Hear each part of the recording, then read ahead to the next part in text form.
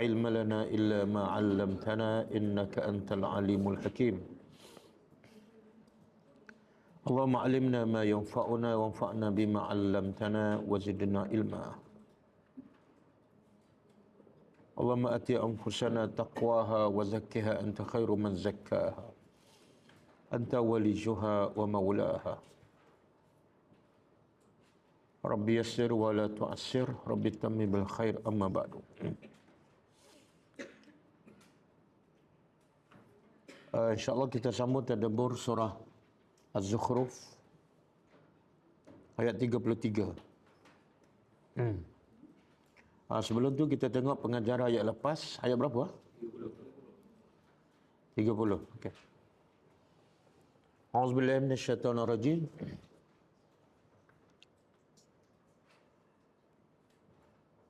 Walamma ja'ahumul haqq qalu hadza sihrun wa inna bihi kafirun. Dan tatkala telah datang kepada mereka al-haq, kebenaran, qalu, mereka berkata, ini adalah sihir dan sesungguhnya kami dengannya kami kufur.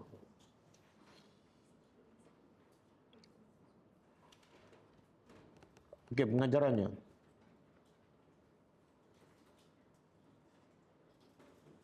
Pertama,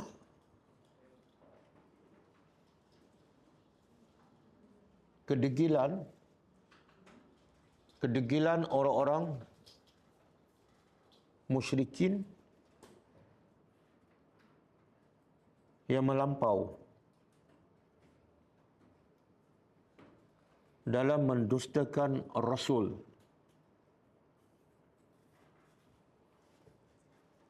sehingga mendakwa kebenaran itu adalah sihir.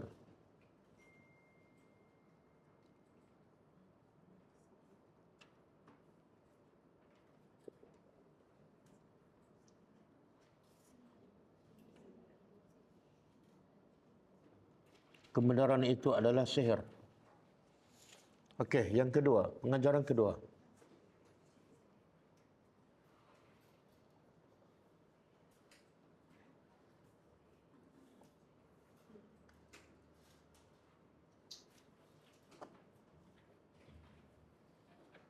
Kedegilan mereka juga yang melampau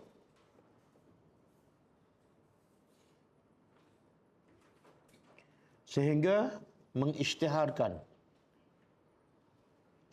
secara terang dan jelas bahawa mereka kufur kepada kebenaran.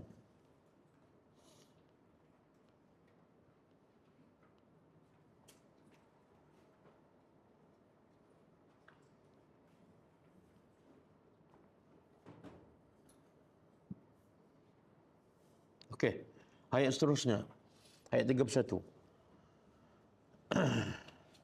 Wa qalu laula nuzila hadzal Qur'an ala rajulin minal qaryatayn azimun. Maksudnya,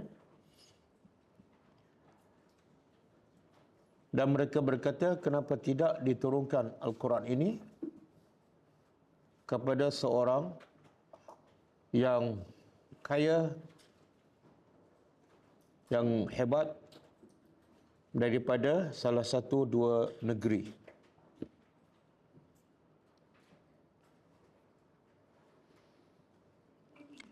Pengajarannya, pertama,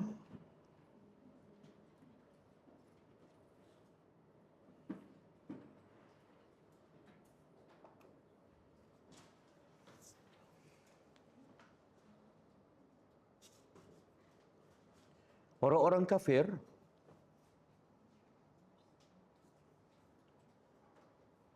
suka berhujah dengan hujah yang batil.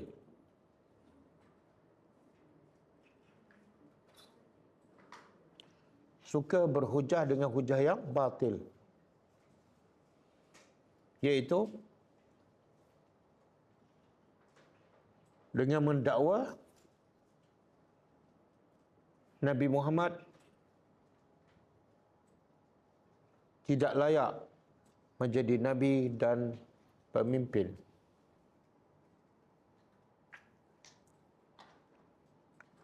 Sedangkan mereka mengiktiraf Nabi lah orang yang paling mulia akhlaknya di Mekah.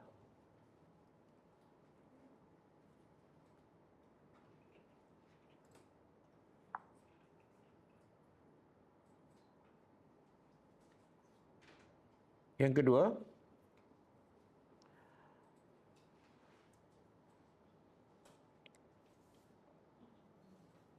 sikap manusia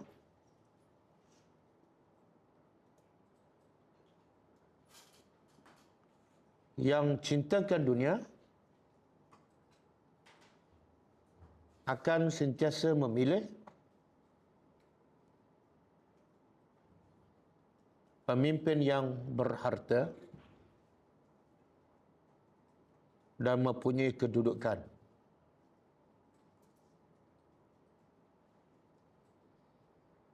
Sebaliknya, Islam mengutamakan pemimpin yang beriman dan berakhlak mulia.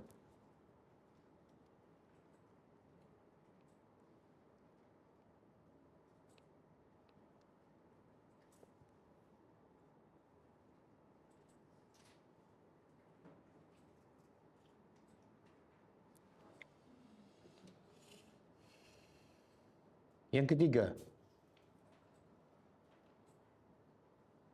kekayaan dan keturunan tidak boleh mengubah hati manusia.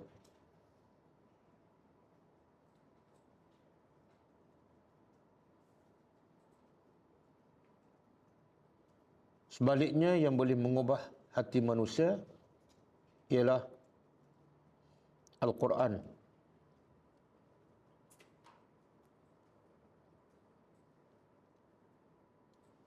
Okey, ayat seterusnya. Ahum yaqsimuna rahmata rabbik nahnu qasamna bainahum ma'isyatahum fil hayatid dunya wa rafa'na ba'dahum fawqa ba'd darajat liyattakhidha ba'dahum ba'da sukhriya wa rahmatu rabbika khairum mimma yajma'un. Maksudnya, adakah patut mereka membahagi-bahagi rahmat Tuhan engkau? Yang sebenarnya kamilah membahagikan di antara mereka kehidupan mereka di dunia, dan kami angkat sebahagian mereka di atas yang sebahagian yang lain beberapa darajat, supaya sebahagian mereka mengambil manfaat daripada sebahagian yang lain. Dan rahmat Tuhan engkau jauh lebih baik daripada apa yang mereka kumpul. Pengajaran pertama,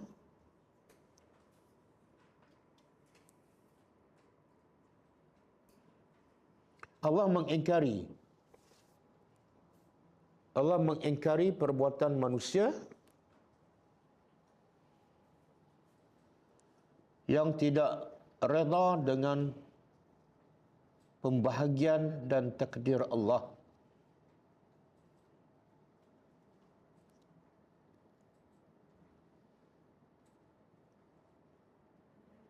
Sedangkan Allah Maha mengetahui dan Maha bijak.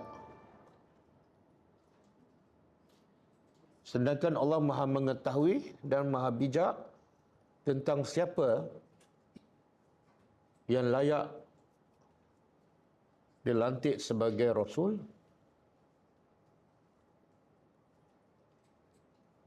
dan siapa yang patut direndahkan.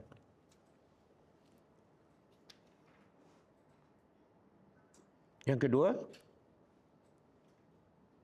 orang yang beriman kepada Allah sentiasa redha dan puas dengan apa yang ditakdirkan oleh Allah. Sama ada dalam pembahagian urusan dunia atau agama.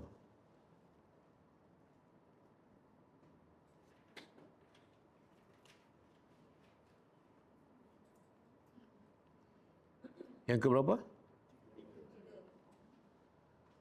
Sekiranya Allah membahagikan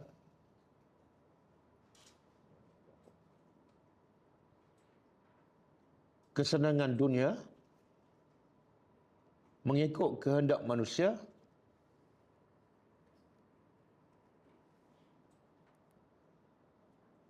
maka semuanya akan rusak dan hancur.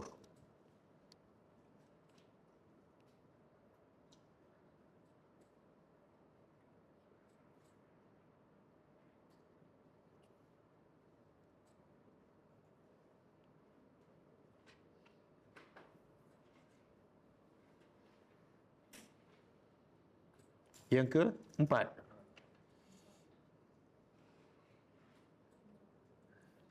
rahmat Allah, iaitu iman, cintakan Allah dan syurga,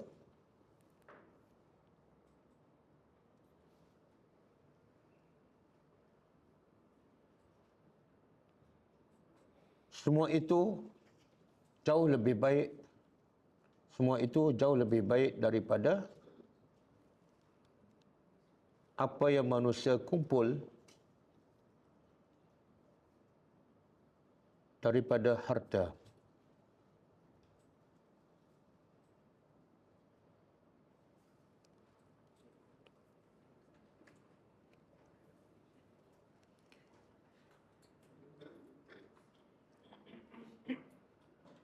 Okey, yang keberapa?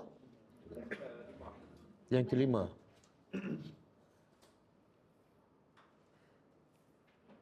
Bahaya dan kesan yang buruk bagi mereka yang suka mengumpul harta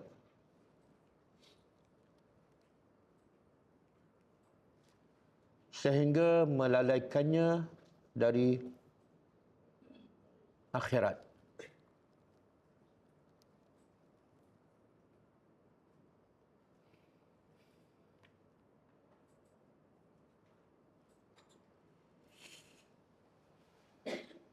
Okey.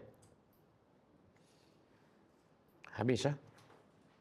Sebab itulah ada satu hadis kan.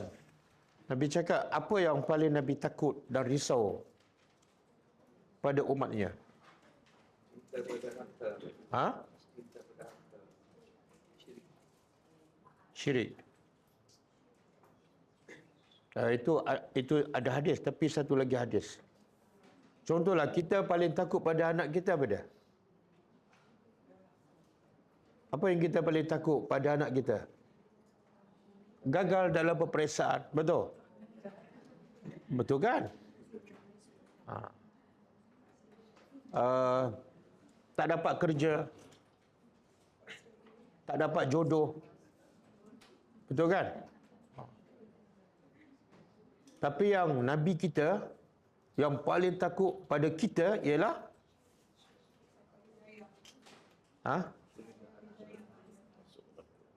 apa dia? Nabi kata, kefakiran bukan aku takut, bukan aku risau. Tapi yang paling aku takut ialah bila dunia dibentangkan di hadapan umatku. Yang paling aku takut bukan umatku fakir, bukan umatku miskin. Tapi yang paling aku takut ialah bila dunia dibentangkan di hadapan umatku. Kenapa? Bila dia dapat dunia, biasanya, bukan semua, tapi biasanya akan lupa akhirat, lupa Tuhan. Dan itu membawa kepada syirik. Membawa kepada cinta dunia lebih daripada cinta Allah. Okey. Kita tak takut anak kita kaya. Betul? Siapa yang risau anak dia kaya? Angkat tangan. Siapa yang risau anak dia kaya? Siapa yang risau anak dia miskin? Tengok. Tapi kita mengaku tak kita umat Nabi Muhammad? Mengaku kan? Tapi cara kita berfikir sama tak dengan cara Nabi berfikir? Tak sama. Jadi, di mana cintanya? Nabi fikir lain, kita fikir lain. Sebab itulah, Nabi suruh kita ikut dia. Kita sambut maulud. Yang suruh Nabi suruh buat, kita tak buat. Yang Nabi tak suruh, sebenarnya kita bukan cinta Nabi. Kita cinta apa yang kita suka. Kita bukan cinta Nabi. Yang kita suka, sambut kan? Nabi tak suruh pun. Itu bukan cinta, itu bukan cinta Nabi, tapi cinta nafsu. Nafsu kita suka, yang tu kita pun buatlah. Maka kita pun guna Nabi supaya nampak cantik, nampak indah, nampak Islamik. Faham? Saya nak ulang. Benda yang paling Nabi takut ialah umat dia menjadi kaya. Fakir Nabi tak takut. Jadi betulkan cara kita berfikir. Berapa ramai anak kita bila senang? Lupa. Nak datang kelas pun susah. Sebab sibuk dengan dunia. Nak pergi solat berjumah di masjid pun tak sempat, liak. Sebab dengan dunia. Okey? Sedar tak wahai ibu-ibu yang mengandungkan anak dan membesarkan anak? Okey? Kita sambung.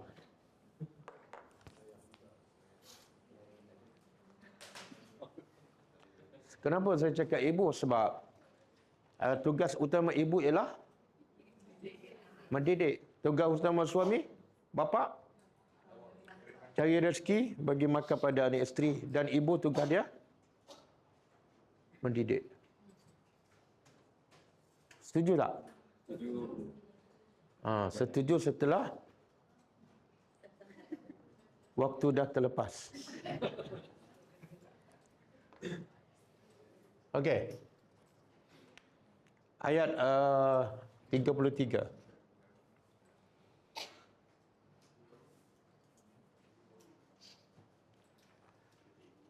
Kalau ayat yang lepas, di hujung Allah kata apa? Di hujung ayat yang lepas. Rahmat Allah. Apa maksud rahmat Allah?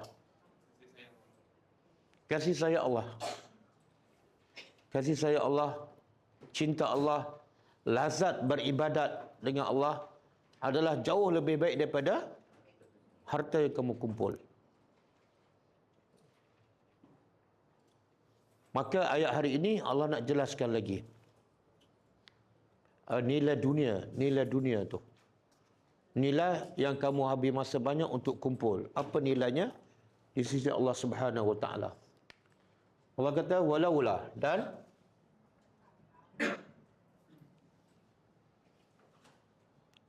jikalau tidak ayakuna,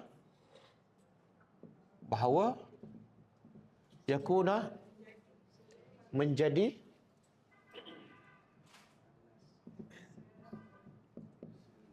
manusia ummatan wahidah. Kita dah belajar perkataan ummah kan sebelum ni. Ada berapa makna? 3 ke 4? 4 ke 5?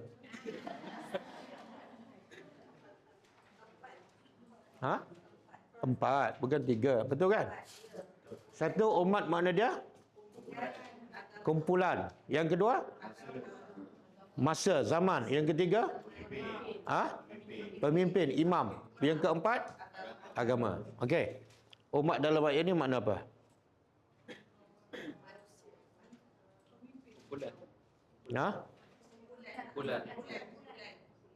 Bukan. Agama. Jikalau tidak, bahawa manusia menjadi satu agama. Satu agama di sini iaitu kufur. Dia terjemah apa tu? Dia tak terjemah lah tu. Bila dia tulis umat, dia tak terjemah sebab kataan Arab pun umat. Macam mana kita nak faham? Satu agama, iaitu kufur.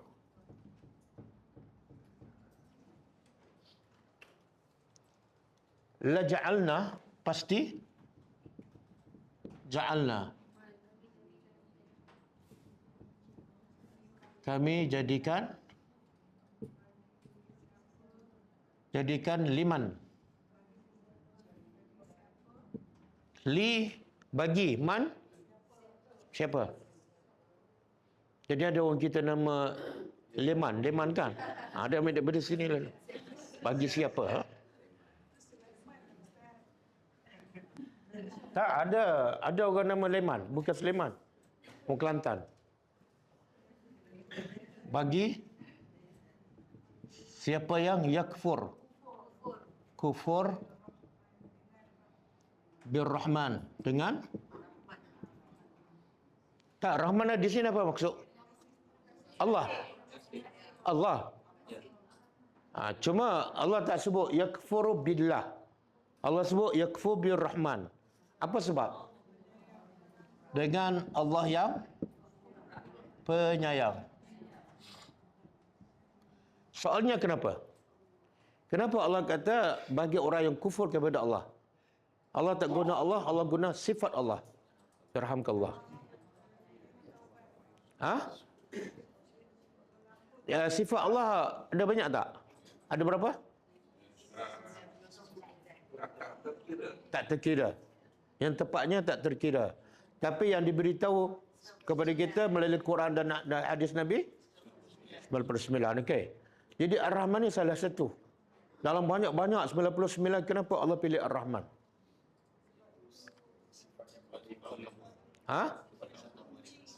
Sifat utama.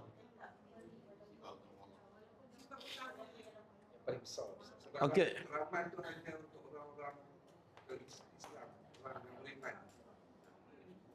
Tak, Rahman untuk semua. Rahman untuk semua.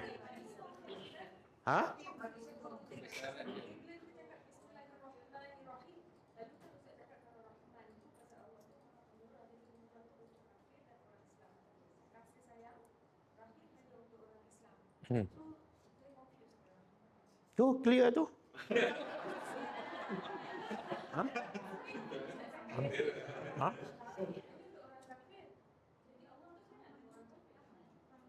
Okey. Ada dua pendapat Rahman dengan Rahim. Pendapat pertama Rahman untuk semua orang, semua manusia sama ada beriman ataupun kafir. Contohlah Allah bagi sihat, adakah bagi pada orang Islam saja? Cahaya matahari, adakah Allah bagi pancar cahaya mati untuk orang beriman saja? Tak. Hujan kan? Makna rahmah untuk semua. Tapi Rahim, pendapat yang pertama ni khas untuk beriman. Apa dia? Iman, Islam, hidayat dan di akhirat surga. Itu pendapat pertama. Pendapat kedua, Rahman sifat Allah. Allah tu penyayang. Tapi bila rahmat Allah tu sampai pada kita, dia sampai melalui Ar-Rahim. Bila nikmat Allah sampai pada hamba dia, itu dipanggil Rahim. Tapi sifat Allah sebelum Allah bagi apa-apa pada hamba dia, dia adalah Ar-Rahman.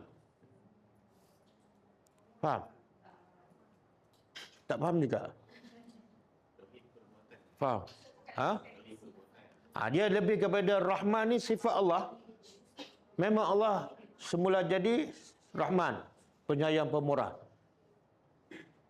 Tapi bila Allah bagi nikmatnya kepada hamba-Nya, maka itu daripada sifat Ar-Rahim.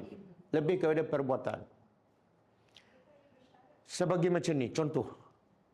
Orang kata, saya ni penyayang. Tapi saya tak pernah pun sayang pada dia. Ataupun saya tak pernah bagi apa-apa pada dia. Tapi dia tengok saya tu macam penyayang je kan. Itu Ar-Rahman. Tapi bila betul-betul saya bagi benda pada dia, saya sayang, itu Ar-Rahim. Dah, tak clear lagi. Sabar. Okey. Jadi yang mana lebih tepat? Yang kedua. Ar-Rahman sifat Allah, Ar-Rahim perbuatannya. Okey. Jadi di sini Allah, kenapa Allah beritahu yakfuru, Allah tak sebut yakfuru billah. Ar-Rahman ialah Allah. Allah ialah Ar-Rahman. Tapi soalan dia, kenapa Allah guna Ar-Rahman? Allah tak guna Allah. Itu tadabbur. Tadabbur, kita baca dan kita cek maksud dia dan kita bertanya, kenapa tak guna Allah di sini? Kufur dengan penyayang. Ada sesuatu Allah nak bagi tahu. Tuhan ni penyayang pada siapa? Semua sekali. Termasuk orang kafir. Allah yang cipta mereka. Allah bagi nyawa pada mereka. Allah bagi sihat. Allah bagi mereka kaya. Allah bagi mereka ada keluarga. Tiba-tiba mereka lawan Tuhan yang bagi rezeki, yang sangat penyayang. Allah nak beritahu apa ni? Ini manusia tak guna otak. Kalau kamu nak kufur kepada orang yang tak sayang pada kamu, okey. Faham tak? Boleh faham? Kalau sebut kufur dengan Allah, dia tak rasa sangat. Sebab apa makna Allah? Allah makna Tuhan yang disembah. Tapi bila sebut Ar-Rahman lain. Allah nak beritahu memang puak-puak ni memang teruk sangat. Tak kenal Tuhan, tak bersyukur. Macam saya katalah, kalau anak kita degilkan, kita cakap apa? Kenapa kamu tak dengar cakap bapa yang penyayang? Dengan kita kata, kenapa tak dengar cakap bapa? Lain sikit kan? Bapa pula memang garang, suka pukul. Anak jawab, sebab bapa memang garang. Tapi kalau kita sebut, kenapa tak dengar cakap dengan bapa penyayang? Mana nak begitu apa ni? Anak kita teruk sangat. Bapa yang sayang begitu sekalipun, dah degil. Boleh faham? Okey. Kemudian, kalau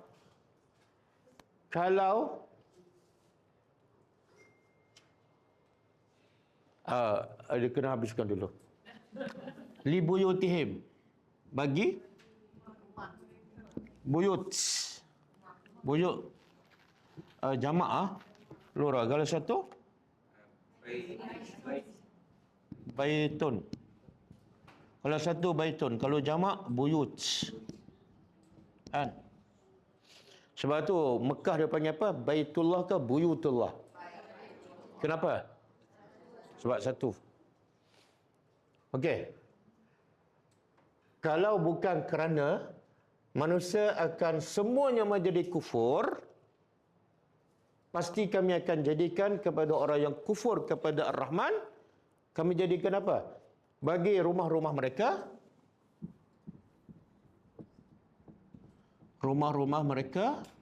sukufan. Sukufan apa dah? Bumbung. Atap. Min fiddah, dari perak. Fiddah, perak.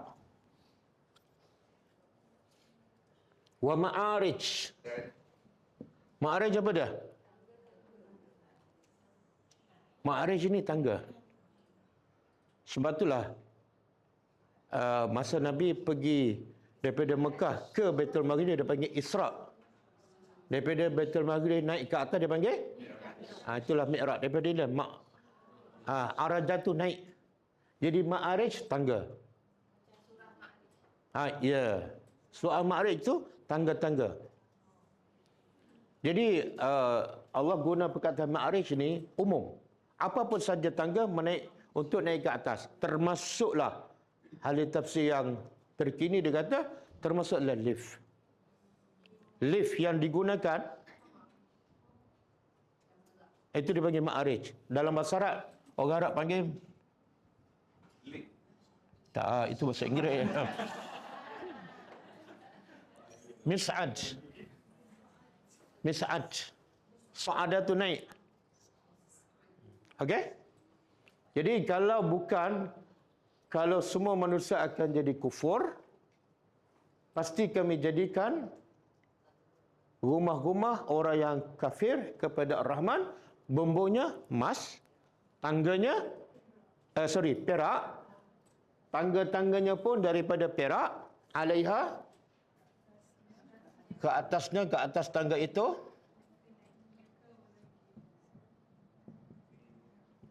mereka menaiki. Yazharu ni mana zahir? Kita bila naik tangga duduk tempat atas, zahir nampak kan? Okey, apa lagi? Wali buyutihim. Kita habiskan ayat ni bersambung ni.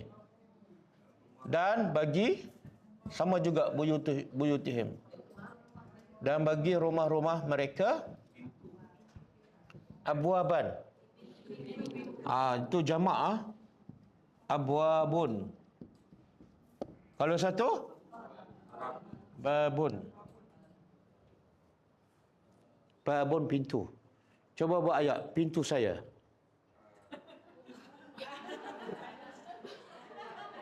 Tak, bahasa Arab. Coba pintu saya. Kalau kitabun buku. Kalau buku saya? Buku saya. Kitabi. Kalau babun pintu. Kalau pintu saya? Babi. Jadi babi itu sebenarnya bahasa Arab. Pintu saya. Pintu saya. Okey. Dan bagi rumah-rumah mereka pintu-pintu. Pintu-pintu wasururan. Sururan apa dia? Sururan jamak. Semua jamak ni. Kalau satu sururan di sini. Sururan. Kalau satu sarirun. Katil. Katil. Ataupun dipanggil apa?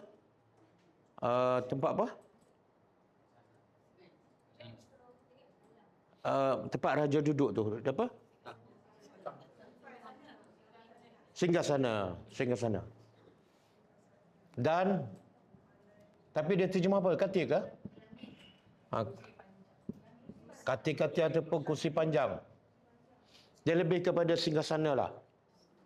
Alaiha, ke atasnya. Atasnya ni makna atas katil-katil itu yattaqiun, mereka bersandar.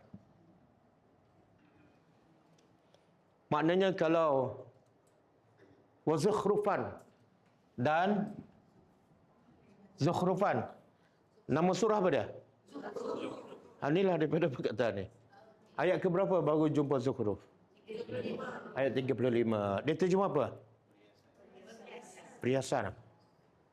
Ada tafsir terjemah mas. Perhiasan. Ada tafsir menterjemah az-zahab, mas. Sebab apa? Di sini fiddah, perak. Okey. Setakat ni faham tak? Faham? Apa maksud dia? Best. Ha? Nikmat.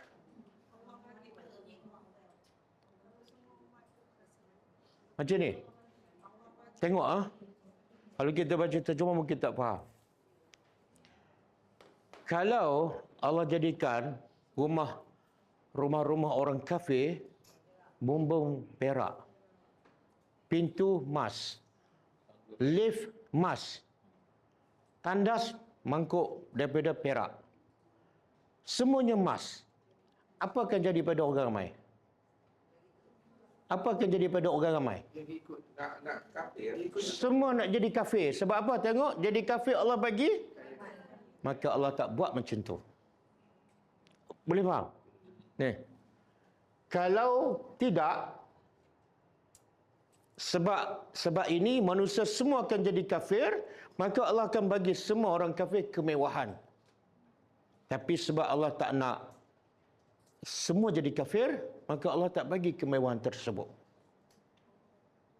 Boleh faham? Dan makna terbaliknya juga ialah Allah jadikan kebanyakan orang beriman apa dah? Miskin.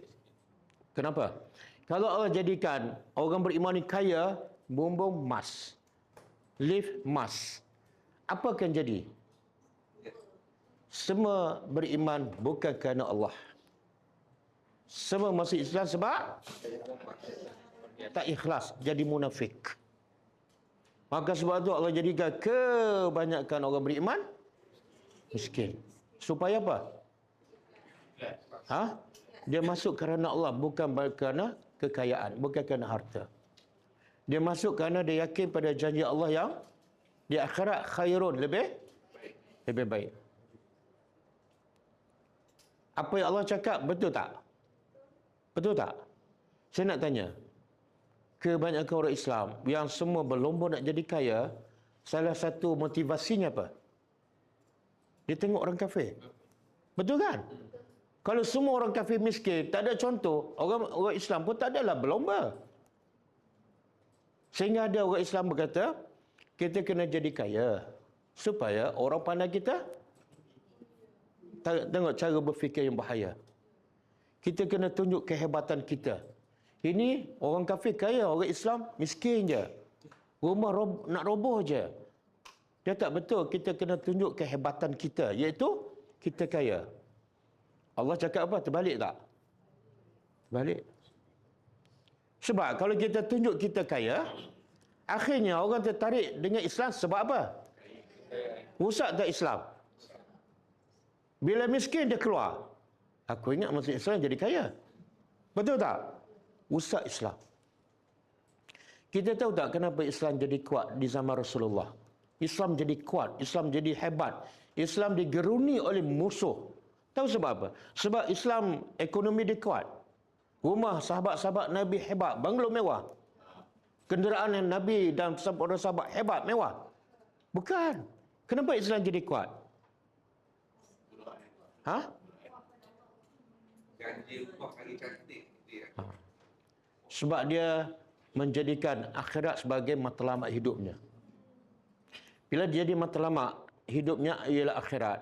Nak dapat akhirat, nak dapat syurga, apa dia kena buat? Apa dia kena buat? Dia kena korbankan kekayaan. Bukan cari kekayaan. Kita nak barang mahal, kena bayar mahal. Ini nak barang mahal tapi nak bayar sikit je. RM5, RM10. Nak beli kereta BM. Ada tak kereta BM yang harga bawah sikit RM50,000? Mana boleh kan? Kamu nak syurga, bayarannya kena.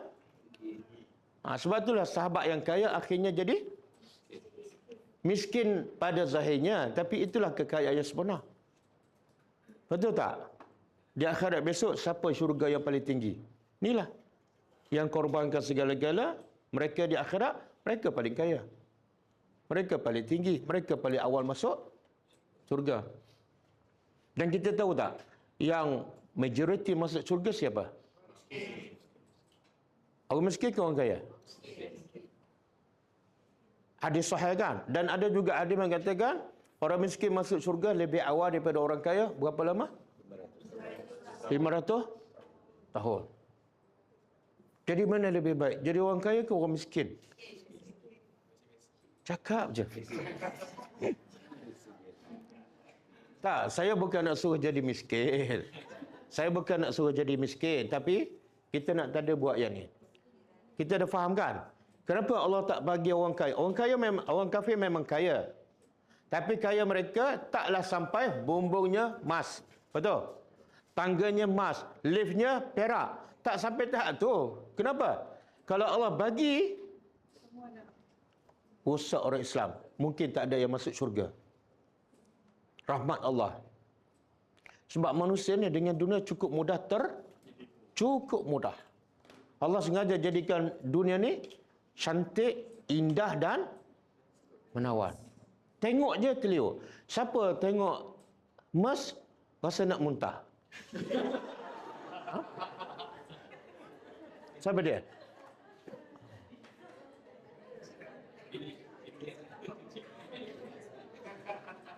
Siapa tengok perempuan cantik meluat? Siapa?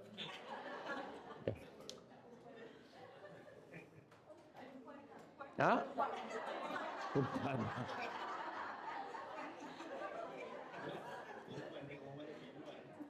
Oh. Itu sebab dengki tu. Sebab dengki. Okey. Itu sebab pertama kenapa Allah tak bagi orang kafir ni kekayaan yang melampau. Dan kita tahu walaupun Allah tak bagi, tapi mereka tetap paling kaya. Di mana-mana kat dunia orang kafir. Di Malaysia orang kafir. Takkan Melayu hilang di dunia, tapi miskin juga. Betul tak? Takut tu, takut ni. Kadang-kadang saya menyampah dengan orang Melayu ni. Tapi tak apalah, Allah takdirkan saya jadi orang Melayu kan. Takut kuasa Melayu hilang, takut Islam terancam. Islam kamu tu cantik sangat ke? Kamu sangat faham ke Quran? Apa pengorbanan kamu untuk agama sehingga kamu risau Islam terancam? Islam kamu dah lama terancam sebelum ada orang kafir lagi. Betul tak? Orang kita ditakut-takut, dimomokkan dengan cerita apa? Kuasa orang kafir. Macam kita dimomokkan takut pada hantu. Hantu ada tak? Ada. 7 keturunan dia takut kepada hantu, 7 keturunan tak pernah nampak hantu. Macam itulah.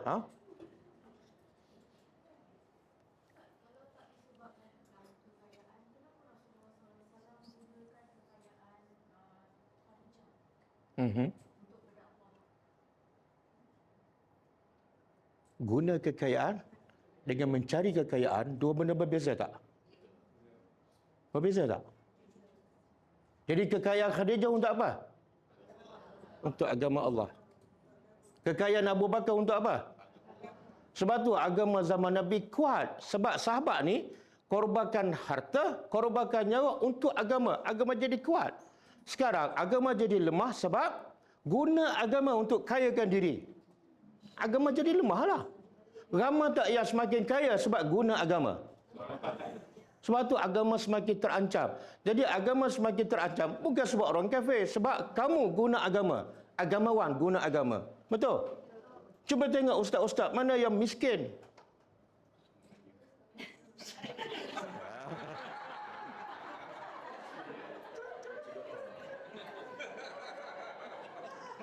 Tak, saya cakap umum.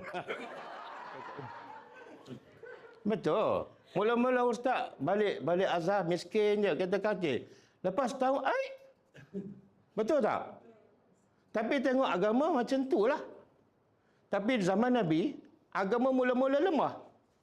Masuk orang kaya Abu Bakar, masuk Khadijah. Akhirnya mereka jadi miskin, agama jadi kuat. Agama semakin tersebar. Orang kafir semakin takut. Oh, hebat agama ni. Sanggup korban harta, bukan harta saja. Sanggup korban nyawa untuk agama, menakutkan orang kafir. Sekarang, sanggup menjual agama untuk diri sendiri. Itulah realiti. Lepas tu agama Islam semakin dihina, semakin diperkatak-katik. Bukan sebab orang kafir. Jangan salahkan orang kafir. Siapa tak fahamlah. Siapa tak faham? Kenapa orang tak faham? Benda macam ni mungkin tak faham sebab dia tak tadabbur Al-Quran. Tengok. Dan sebab kedua, kenapa Allah tak bagi kekayaan yang melampau kepada orang kafir? Sebab kedua apa? Maknanya ada kemungkinan Allah kata kalau ada sebab Allah tak bagikan. Sebabnya apa? Allah tak bagi kekayaan melampau kepada orang kafir. Kipas emas, ekor emas, lampu perak. Allah tak bagi apa sebab? Ada halangan. Rahmat Allah supaya orang tak semua nak jadi kafir. Tapi kalau bukan sebab tu, kalau sebab tu tak ada, Allah bagi kepada orang kafir. Kenapa? Soal. Kenapa Allah boleh je bagi kemewahan melampau pada orang kafir yang menentang Allah? Kenapa Allah nak bagi? Sedangkan kafir tu menentang dia. Sebab dunia tak ada nilai. Aku bukan tak nak bagi. Aku akan bagi lebih dari itu. Tapi takut-takut semua akan nak jadi kafir sebab orang kafir kaya. Bukan sebab barang tu bernilai. Kan? Ada satu hadis. Apa dia hadis tu?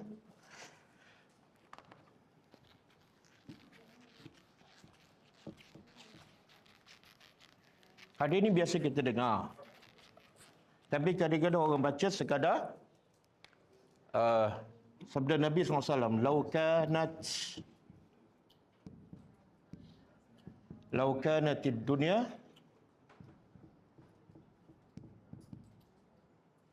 ta'dilu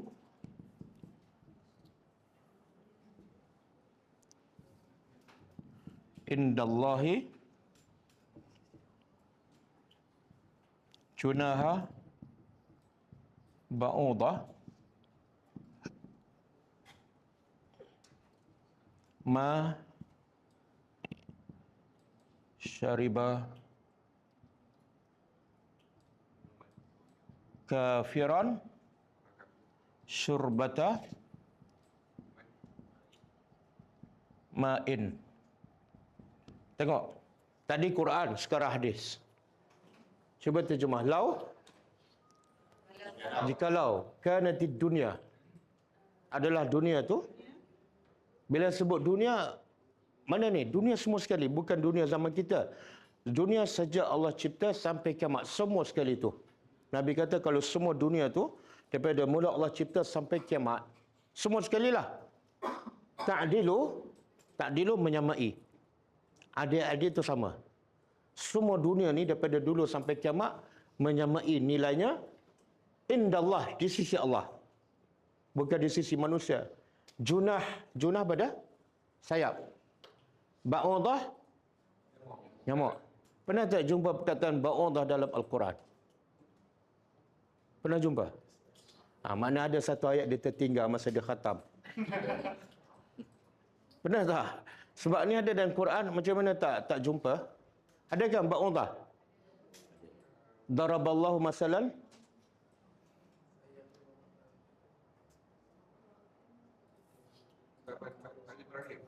Tak. Innallaha la yastahi an yadriba masalan ma ba'udatin fama fawqaha. Surah Baqarah.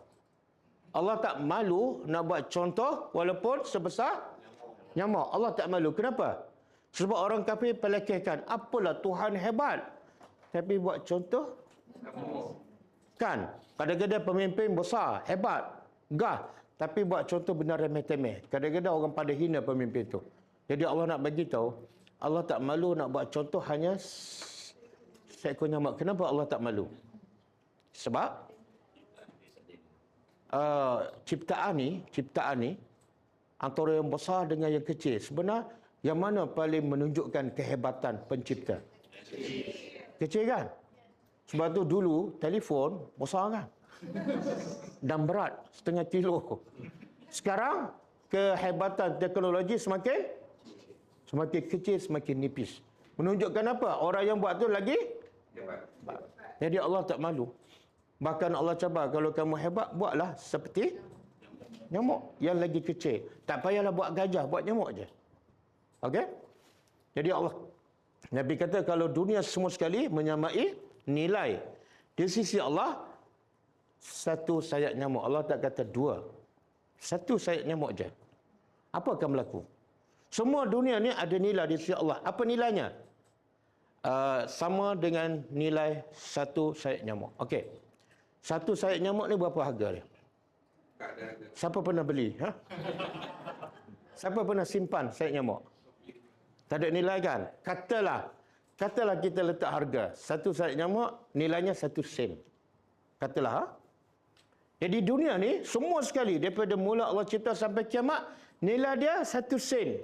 Maka apa akan jadi? Ma syariba kafira, Allah tak akan bagi minum orang kafir walaupun seteguk air. Masa tu jangankan bumbung emas, jangankan lift perak. Seteguk air pun Allah tak bagi minum. Sebab apa? Sebab masa tu dunia ada nilai. Apa nilainya? 1 sen. Sama dengan sayap nyamuk. Tapi sekarang orang kafir bukan setakat minum air. Minum arak. Lawan Tuhan. Rumah banglo besar. Kenapa pula? Sebab tak ada nilai. Boleh faham tak? Dan sebab tu ulama kata Allah tak bagi barang yang bernilai kepada orang yang bertakwa. Nabi Muhammad orang bertakwa tak? Allah tak bagi. Boleh tak Allah nak bagi rumah Nabi mewah? Sebab dia Rasulullah. Dia korbankan hidupnya untuk Allah. Boleh tak Allah bagi rumah yang baik? Okeylah sikitkan. Ini kekasih Allah. Boleh tak? Boleh. Tapi kenapa Allah tak bagi? Sebab Allah nak bagi barang yang paling bernilai pada Nabi Muhammad. Apa dia? Yang pertama, masuk syurga dia. Yang pertama, syurga paling tinggi dia. Bila semua gawat di akhirat, cari dia. Mulia tak Nabi? Tapi bila tu Allah bagi barang yang paling bernilai dan kekal abadi kepada orang yang mulia. Okey. Jadi boleh tak kita berbangga dengan dunia? Tak boleh. Orang beriman tak tertipu dengan dunia. Dia nak cari dunia boleh, tapi dunia dia di tangan, bukan di hati. Maknanya dia tak cinta, dia tak terikat, dia tak tergantung. Pagi petang siang malam fikir dunia, itu bukan orang beriman. Bila dia perlukan, macam Osman bin Affan. Bila balik daripada, kalau sekarang kontina lah, barang dagangan dia baru sampai daripada Syam. Sampai-sampai Madinah, orang peniaga Madinah berhubung. Nak apa? Nak beli barang dagangan Osman bin Affan. Jadi Osman tanya, kamu nak bagi berapa keuntungan? Ada seorang kata, 1 bagi 2. Kamu jual 1, kami bayar 2. Okey, siapa yang boleh tawarkan lebih lagi? 1, 5. Osman tanya lagi, siapa yang boleh bagi keuntungan lebih lagi? Tak ada. Osman kata, aku nak lebih pada tu. Peniaga Madinah kata, tak ada. Tak ada orang peniaga Madinah yang boleh bagi lebih daripada kami. Osman kata, ada. Aku bagi 100, aku bagi 1, dia bagi 700. Iaitu Allah. Aku infak semua sekali. Boleh faham? Tengok. Itu nilai harta. Dia tak terikat dalam hati. Walaupun baru sampai tu. Baru sampai barang daripada Syam. Berkontina, beratus ekor unta. Mana sepatut peniaga kira apa ni? Untung lah. Osman apa kira untung? Tapi untung yang mana? Senang ke nak jadi macam Osman? Semua dia bagi. Okey. Jadi saya nak pesan, ramai orang abaikan agama, puncanya apa? Dunia je. Dunia.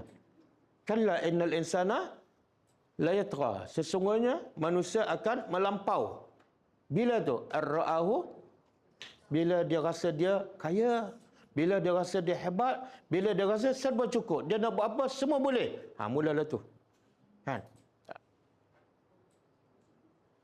Jadi siapa berbangga dengan dunia, dia tertipu dengan dunia. Dan siapa berbangga dengan dunia, sebenarnya dia berbangga dengan sayap nyamuk. Oh, saya ada 3 kereta. Bukan 3 kereta, 3 sayap nyamuk.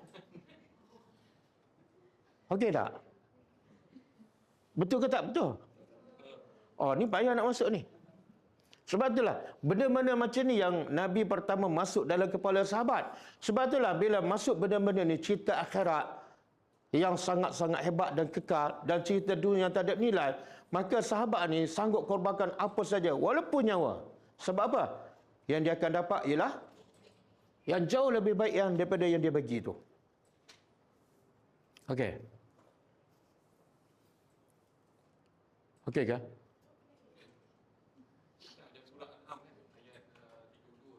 Allah itu pasal dunia ini diciptakan untuk orang kafir.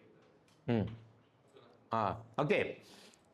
Kita tengok cara pemikiran orang beriman dengan orang tak beriman tentang dunia. Sebelum tu kita tengok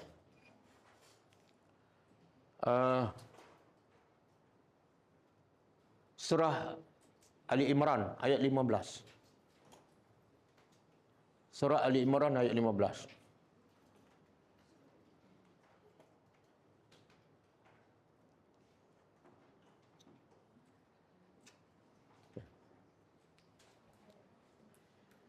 Tak itu. Tak menghalang gambar. Okey.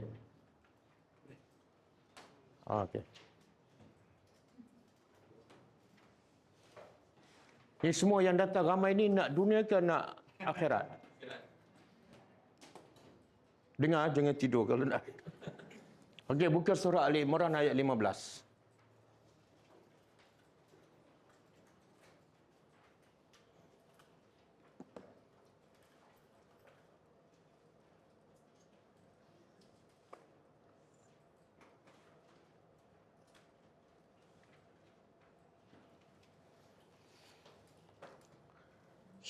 Sorry, ayat 14. 14 dan 15.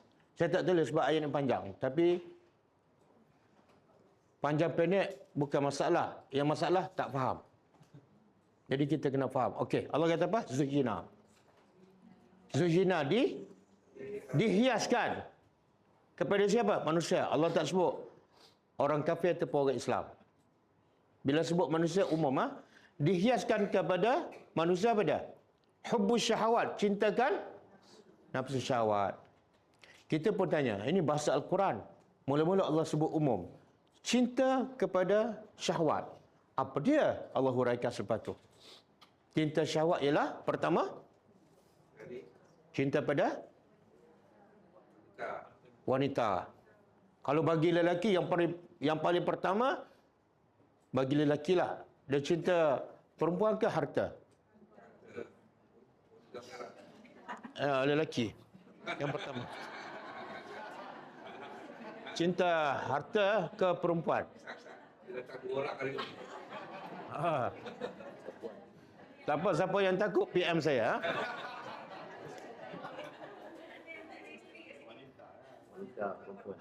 Perempuan. Perempuan. Sebab tu Allah sebut perempuan dulu. Bahkan Nabi kata, satu hadis, ma taraktu fitnatan asyaddu 'ala rijal minan nisa. Maksud dia, aku tak tinggal fitnah yang paling bahaya, yang paling dahsyat kepada lelaki melainkan wanita. Lelaki dengan wanita boleh tumbal, dengan harta okey lagi. Betul lelaki? Mengaku je lah kan. Mengaku je lah. Mak bapak tak bagi pun pergi juga kan. Kahwin kat golok dan sebagainya.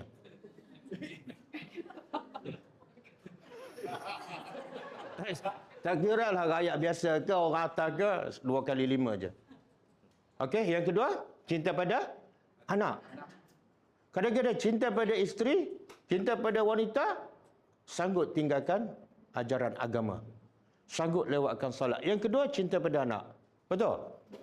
Berapa ramai yang mak bapak kerja penat, hantar sekolah lagi, balik ambil lagi, malam hantar tuition lagi, demi kerana anak. Tapi dia tak ada masa nak ajar agama pada anak. Kan? 2, 3. Harta benda. Harta benda yang banyak. Manusia tak suka, tak cinta harta yang sikit. Saya nak tanya, siapa semua ni yang suka gaji kecil je? Siapa suka duit? Saya tak nak banyak. Saya paling suka ialah duit yang sikit tu. Ada? Tak ada. Kalau suka, satu suka harta, yang kedua suka yang banyak. Lepas tu Nabi kata, manusia kalau ada satu lembah daripada emas, dia nak satu lagi, tamak. Bila ada 2, nak 3. Harisun. Tapi kalau berakhirat, beragama, saya dah salat fardu, cukup lah tu. Kan? Salat sunat, tak apa, salat yang penting salat fardu. Itu pun okey dah. Orang lain fardu pun tak buat. CV yang menjahanamkan dia. Okey, yang keempat, harta yang banyak Allah huraikan pula. Bukan sebarang harta. Apa dia? Emas dan perak. Saya tanya perempuan, kalau suami bagi tembaga dengan emas, pilih yang mana? Emas. Sebenarnya kalau tak jawab pun saya dah tahu dah. Emas dan perak. Allah beritahu. Allah beritahu apa lagi? Dihiasi. Faham tak perkataan? Awal ayat tu. Dihiasi. Faham tak ayat tu? Apa maksud dihiasi? Benda tu asalnya tak cantik. Tapi Allah jadi hias. Sesuai dengan nafsu. Sebagai apa? Sebagai ujian. Lepas tu? Emas dan perak lepas tu? Kuda. Zaman Nabi sesuai lah kan. Orang sangat berbangga dengan kuda yang hebat, yang kencang. Tapi zaman sekarang kereta lah. Ferrari. Ya. Siapa yang dia pakai kereta BM tapi rasa benci je, boring je dengan. Ada? Tak ada. Okey, lagi? Kebun. Binatang ternak. Kalau zaman Nabi, yang paling dia bangga ialah ada unta. Kebun beratus ekor unta, beratus ekor kambing. Sampai sekarang pun orang Mekah, kalau ada kandang kambing, kandang unta, memang kaya tu, kaya. Tapi kita dalam konteks kita sekarang, garaj kereta lah. Okey, lepas tu kebun durian kan. Durian pula bukan sebarang durian, tapi durian saking. Sebutan tu makhrak tu, blackcurrant. Udah merah kan. Betul kan? Kadang-kadang kita boleh makan musang kita rasa bangga kan. Awak makan durian apa? Dari kampung. Semalam saya udah merah. Tak boleh lawan. Okey. Apa lagi? Itu je. Lepas tu sambungan. Allah simpulkan. Semua itu adalah kesenangan hidup dunia. Full stop. Dunia je. Bila sebut dunia apa makna? Pasti akan berakhir. Dunia makna dia dekat. Dunia makna dia dana'ah, hina. Semua itu adalah keseronokan tapi sekejap. Tapi hina. Dia lebih kurang sayap. Bukan sayap nyamuk. Sayap nyamuk lebih bernilai. Okey, lepas tu wallah, Allah beritahu. Ini yang tadi Allah nak cela siapa yang tertipu dengan dunia. Ini hujung ayat Allah nak bagi berita gembira pada orang fakir. Orang fakir zaman Nabi ramai. Bila tengok ada yang orang kafir kaya, dia pun sedih hati. Maka Allah kata apa? Wallah indahu husnul sahab. Husnul maab. Dan ingatlah, di sisi Allah adalah sebaik-baik. Yang aku sebut ni cantik, seronok, tapi tak kekal. Yang aku nak bagi pada kamu ialah di sisi Allah. Husnu, yang terbaik. Lepas tu ayat 15. Allah suruh Nabi bagi itu pada umatnya. Qul, wahai Muhammad, beritahu umatku yang kadang-kadang tertipu dengan dunia ni. Apa dia? A'unabbi'ukum, nak tak aku cerita pada kamu? Nak tak aku nak cerita pada kamu? Iaitu bi khairin min zalikum, yang lebih baik daripada yang demikian. Apa dia yang demikian tu? Wanita, anak, emas, perak, kereta, kebun. Nak tak aku nak begitu yang lebih baik daripada itu? Apa dia? Dan awal-awal lagi Allah begitu, yang lebih baik bukan untuk semua. Tapi yang tadi Allah hiaskan untuk siapa? Linas. Tapi yang terbaik bukan untuk semua. Lillazina, untuk orang yang bertakwa sahaja. Yang terbaik untuk orang bertakwa. Yang dunia, semua kebagi. Kemudian, apa tu yang lebih baik? Di sisi Tuhan mereka, jannatun, surga-surga yang mengalir, satu surga Allah yang cipta. Yang kedua, mengalir di bawahnya sungai. Sebut surga pun dah tak boleh nak banding dengan dunia. Sebab Nabi sebut dalam satu hadis, dalam hadis Qudusi, aku sediakan surga untuk hamba-Ku yang soleh, surga yang tak pernah dilihat oleh mata, dan tak pernah didengar oleh, dan tak pernah terfikir oleh. Tengok susunan. Satu mata, satu telinga, satu akal. Kenapa susunan macam tu? Mula-mula mata kan? Mata yang kita boleh tengok jauh tak? Tak jauh. Setakat itulah. Tapi telinga, kita boleh dengar. Mata boleh tengok dekat dan depan. Belakang tak nampak dah. Tapi kalau telinga, boleh dengar lagi jauh dan satu keliling. Akal? Lagi jauh daripada tu. Lagi jauh, boleh bayangkan. Semua yang kamu pernah lihat kat dunia, semua yang kamu pernah dengar di dunia, semua yang kamu khayal di dunia, tak ada kat syurga. Contohlah, kita dengar ceritakan di satu tempat tu bangunan paling tinggi berapa? Berapa tingkat?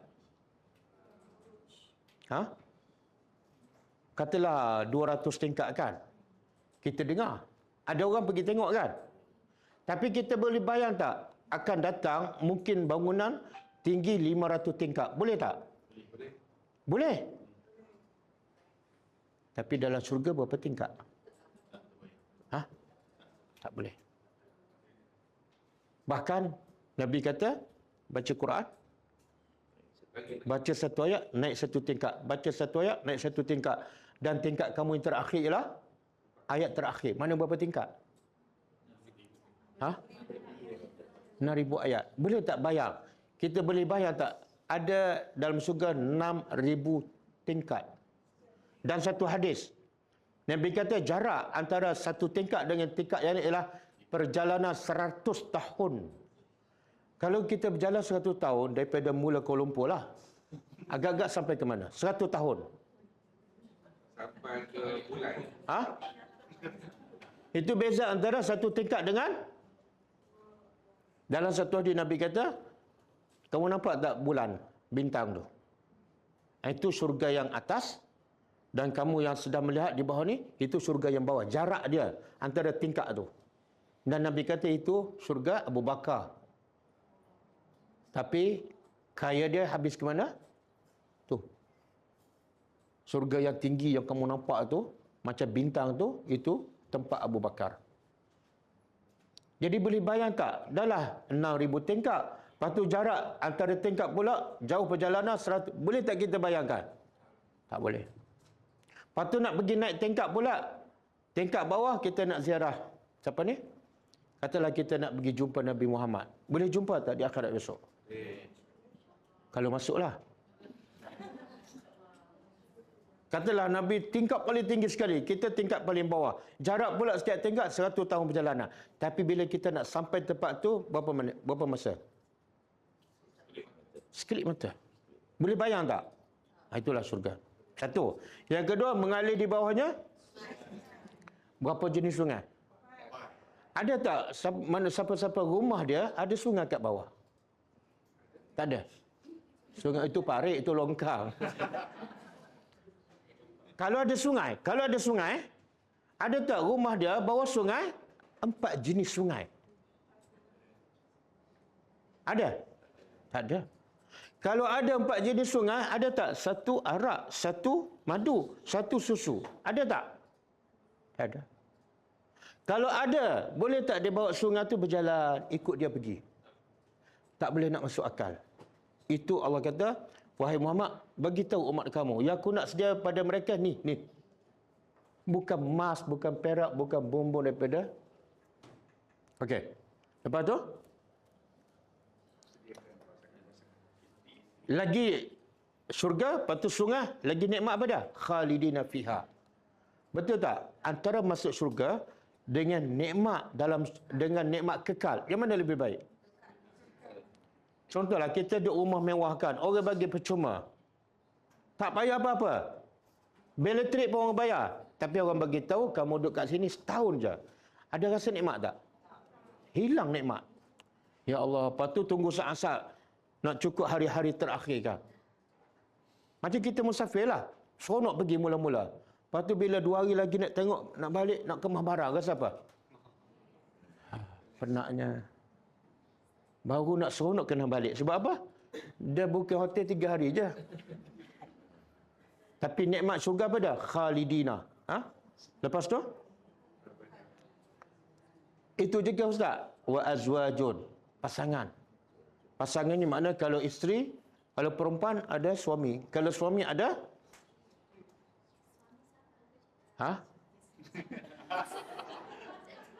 Suami saya sama. Jangan tanya saya, tanya diri sendiri. Aku nak suami sama ke nak suami lain?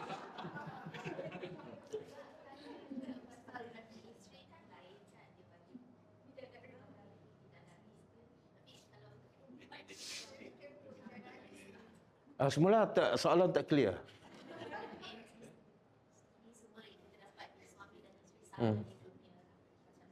Tak tak. Dia suami ni macam sebab itulah antara sebab kenapa isteri-isteri Nabi lepas wafat tak boleh kahwin. Tak boleh kahwin. Salah satu sebab ulama kata hikmahnya kalau kahwin isteri Nabi akan jadi isteri pada suami yang terakhir tu. Jadi supaya isteri Nabi terus kekal menjadi isteri Nabi dalam surga tak boleh kahwin. Boleh apa? Jadi kalau kita sayang pada suami kita dia dah mati tu jangan kahwin lain. Jangan kahwin lain. Kalau kita kahwin lain makna apa tu? Kita tak setia pada janji sehidup semati. Walaupun sebenarnya satu hidup satu mati.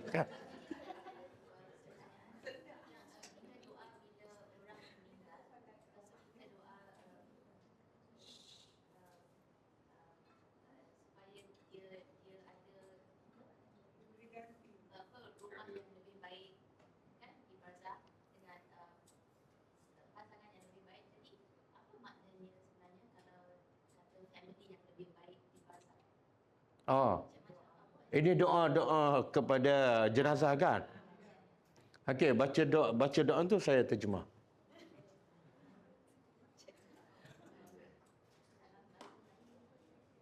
Apa doa tu?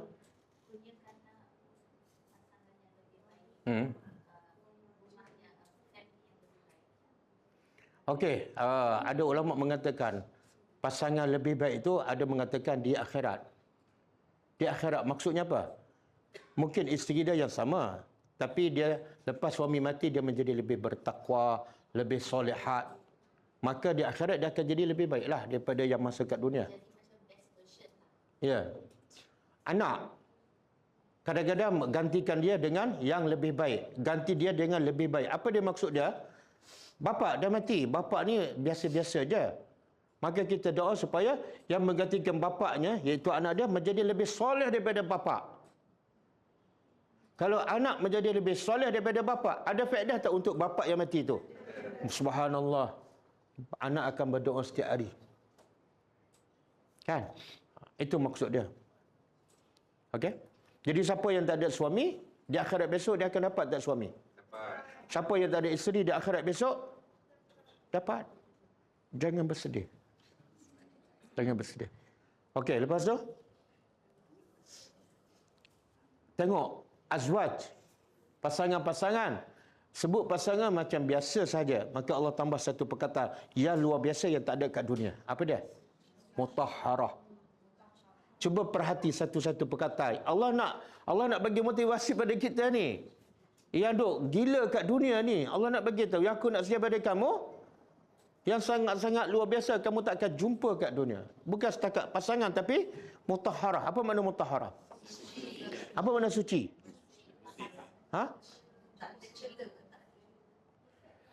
Kalau isteri kita ataupun suami kita tak suci sepenuhnya, betul? Kalau pergi pagi, kemas, wangi, balik petang?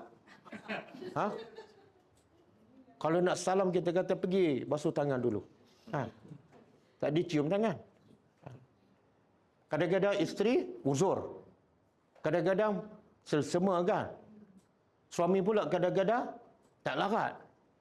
Kadang-kadang kencing, kadang-kadang berak. Semua kotoran tak ada. Hingus, selsema. Apa lagi? Darah haid, nifas, beranak, hingus, tahi mata, tak payah korek tahi telinga dalam akhirat. Tak ada, semua tak ada. Ya Allah. Makan banyak mana pun, tak buang. Kita kadang-kadang makan, takut tak makan sebab apa? Malah pergi tandas, tak larat. Betul tak? Ada. Semua tak ada dalam syurga. Makanlah banyak mana, tak buang. Ya Allah. Tak. Dah arak yang dia macam ni. Kaedah dia, semua yang Allah haramkan kat dunia, Allah akan halalkan di syurga, tapi semuanya baik. Allah sebut, minum arak la yasadda'u, tidak pening dan tidak mabuk. Bahkan Allah sebut arak lazatan, lazat lisyaribin, untuk orang yang minum.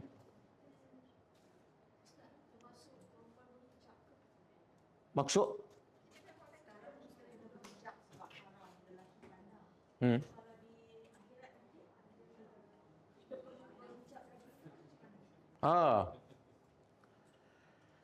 Nanti kita masuk dululah. Sebab saya tak tahu, saya pun tak ada pengalaman.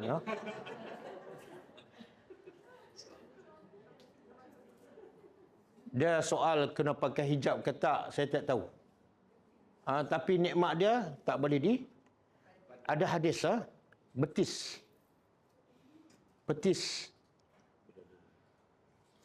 Nampak isi kat dalam. Transparent. Tak boleh nak bayangkan. Sebab itulah benda-benda macam ni yang pertama Nabi masuk dalam kepala sahabat. Sebab tu mereka tengok dunia ni tawar aje. Bukan mereka tak cari dunia untuk akhirat. Cari dunia untuk akhirat. Sebab apa? Dalam kepala mereka akhirat. Sebab tu mereka tak mabuk dengan dunia. Mereka cintakan akhirat. Okey. Ada lagi. Kemuncaknya apa? Waridwanun. Redha Allah. Apa maksud redha Allah? Mana kita buat apa saja dalam surga, semua Allah redha, Allah tak akan murka, Allah tak akan marah. Kita sekarang, banyak tak Allah murka pada kita. Kadang-kadang redha sekejap, lepas tu marah. Kan? Tapi nikmat paling besar di surga, Allah redha kita 24 jam sepanjang masa. Buat apa saja. Nikmat tak? Kemudian, Wallahu basirun bil ibad. Okey. Cuba buka surah Al-Baqarah ayat 212. Ni cerita-cerita nikmat syurga ni sepatut bila kita belajar ni? Masa sekolah lagi. Betul tak? Macam Ibrahim sedekat masa dia meninggal, Nabi mengumumkan dia dah dapat nikmat syurga. Ya.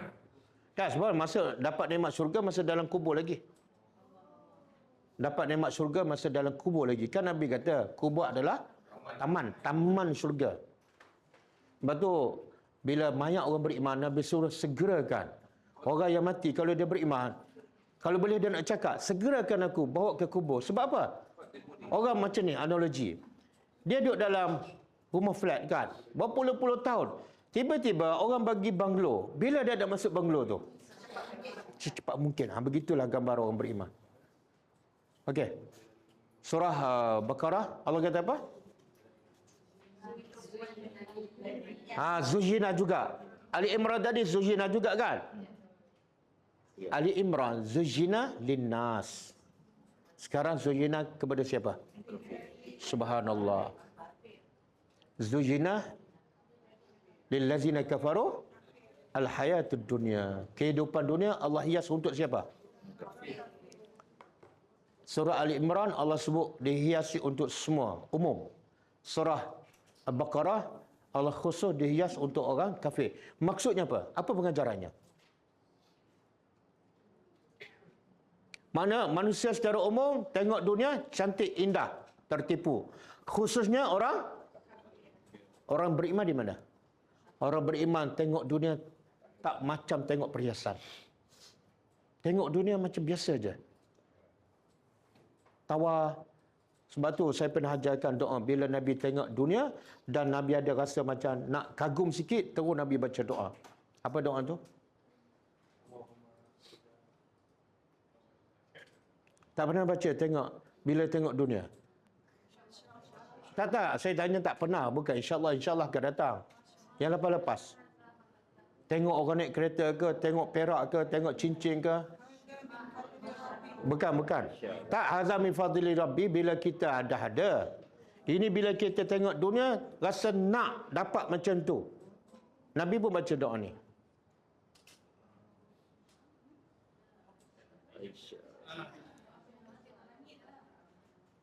Lah, kata tengok dunia, kata tengok langit.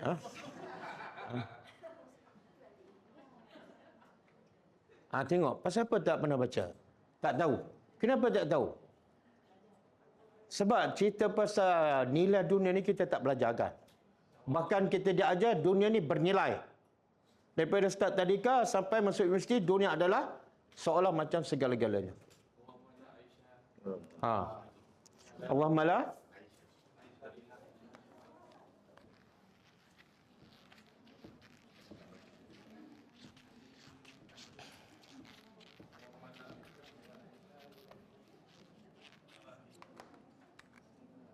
Allahumma la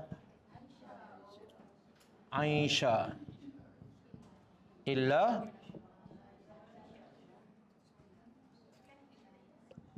aisha al-akhirah. Pendek je. Bila Nabi tengok dunia, Nabi pun rasa tertarik. Terus Nabi baca doa ni. Allahumma, terjemah, ya Allah, la, tidak ada, Aisyah, kehidupan. Tidak ada kehidupan yang sebenar, yang hakiki.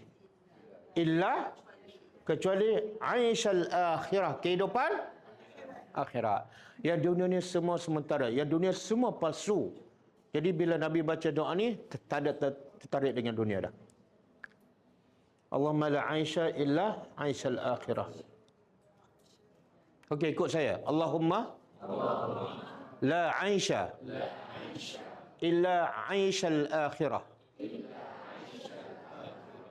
Allahumma la Aisyah illa Aisyah al-akhirah.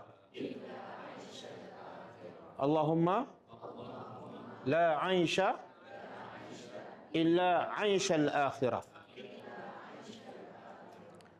Jadi Allahumma dah tahu makna, la dah tahu, illa dah tahu, akhirat dah tahu, yang tak tahu Aisyah je. Aisyah kehidupan. Kehidupan. Okey. Boleh? Tengok orang macam Nabi pun kadang-kadang tergoda dengan dunia. Baca doa ni.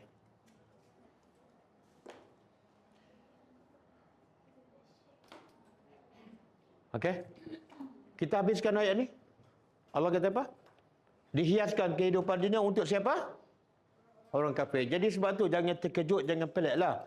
Orang kafir kejar dunia gila-gila. Sebab bagi mereka hidup untuk dunia sahaja. Pagi, petang, siang, malam. Jangan kita macam mereka. Kemudian lepas tu, kesannya apa? Bila orang kafir ni matlamat hidup dunia, pagi petang kejar dunia. Kesannya apa dah? Wa yaskharuna minal ladzina amanu. Mereka pandang rendah pada Kenapa orang kafir pandang rendah pada orang beriman? Tak ada harta. Kenapa orang beriman tak ada harta? Sebab orang beriman kejar akhirat. Itu yang Allah kata wailul likulli humazatin allazi jama'a malan wa addada. Celakalah orang yang suka mengutuk, mencela, mengumpat. Celakalah orang ni. Apa antara punca dia suka mengutuk, mengumpat? Allazi jama'a malan, suka mengumpul harta dan mengira. Sama ayat ni. Bila dia kaya, dia memperlekehkan orang beriman. Apalah orang beriman? Kebanyakan orang beriman miskin, hina, papa kedana. Tapi Allah bagi tahu apa berita gembira. Lepas tu, wallazina taqaw, orang-orang yang bertakwa, fauqahum. Kat dunia macam ni. Ini orang kafir kan, kaya, berkuasa. Orang Islam macam inilah, miskin, hina. Tapi Allah kata bila orang beriman akan mulia. Macam ni terbalik. Orang di hari akhirat, orang bertakwa di atas orang kafir. Orang kafir duduk kat mana? Dalam neraka. Kan kita tahu syurga ke atas, neraka di. Jadi orang beriman perlu sabar. Orang hina ke apa, sabar. Tetap dengan iman kamu, tetap dengan amal soleh. Okey. Dan saya nak last sekali buka surah Al-Qasas ayat 79 dan 80.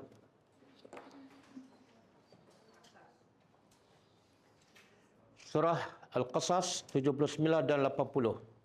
Ini masing-masing baca terjemahan. Kemudian seorang ke depan cerita apa intipati ayat ni. 79 dan 80. Surah Al-Qasas. Betul ke? Mula ayat apa dah? Betul, betul. Masing-masing baca perlahan terjemahan dia, cuba hayati dan bagi tahu apa pengajarannya.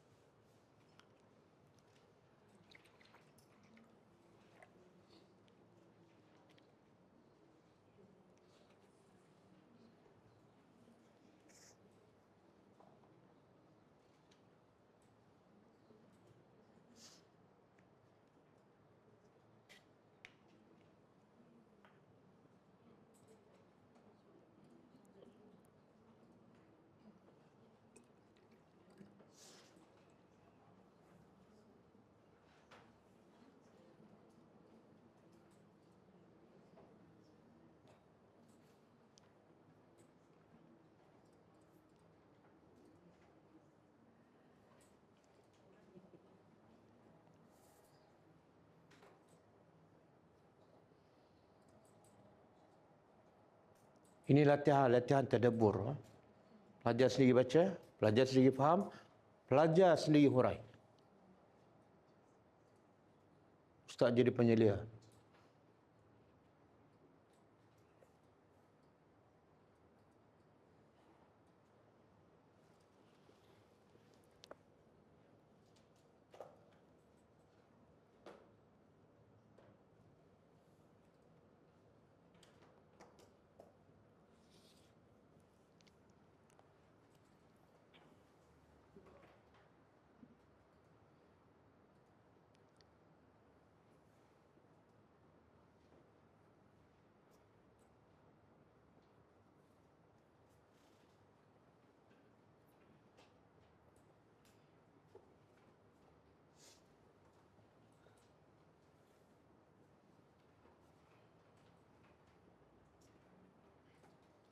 Okey, lama baca ke baca satu page? Ha? Oh, tadabbur. Oh, tadabbur lama sikit lah. Okey, ada. Bagi tahu kesimpulan, poin penting. Apa message? Ada yang tersurat, ada yang tersirat. Jangan cerita yang tersurat. Dan cerita apa yang diterjemah. Saya nak yang tersirat. Okey. Tengok orang ada lebih pada kita. Sebab yang Allah nak bagi itu lagi cantik kemudian hari. Lagi cantik. Ya. Terbaik. Okey, jangan jealous. Itu je. Kena sabar. Kena sabar. Sabar apa tu? Kena sabar lah. Jangan jealous. Jadi kena sabar. Sabar dengan tidak jealousannya itu. Oh, ketidakjelasan. Tapi ada orang kata, saya sabar Ustaz, saya bekerja keras ni sebab nak beli emas, saya sabar je. Salah faham lah kan. Jadi sabar tu sebenarnya apa dia? Sabar ada 3 jenis kan. Satu sabar, sabar buat perintah Allah. Bukan sabar cari harta. Yang kedua, sabar tinggal larangan Allah. Yang ketiga, sabar bila ditimpa musibah, sabar. 3 jenis kan. Okey, itu je. Ada satu poin penting. Ha? Semula?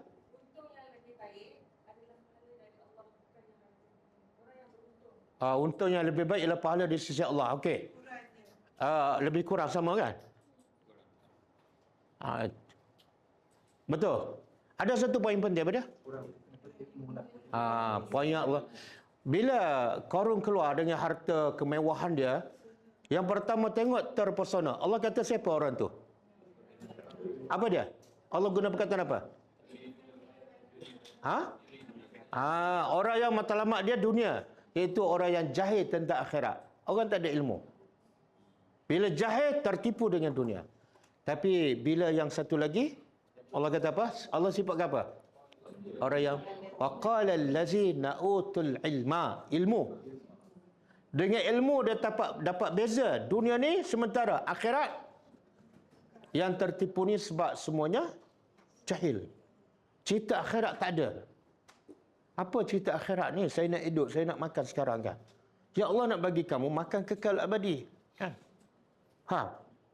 Jadi apa-apa saja kelebihannya ialah ilmu. Sebab tu selepas ayat 80 Allah kata apa? Apa Allah buat pada Qarun? Allah benamkan apa? Qarun, rumah, harta, habis. Benam. Itulah harta, kesudahan dunia. Cakap dia sebab ilmu dia, sebab pengetahuan dia. Bila dia cakap macam tu.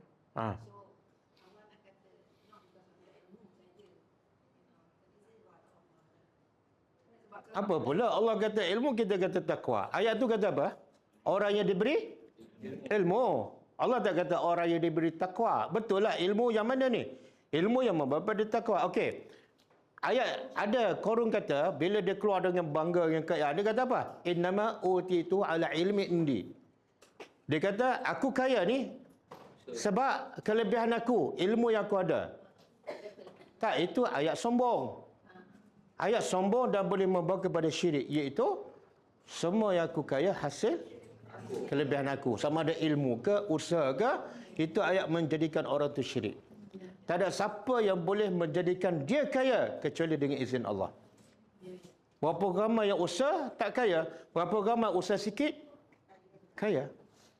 Dia tak bekerja, tengok-tengok bapak dia yang kaya mati, tiba-tiba terus dia jadi jutawan segera. Ha. Ha.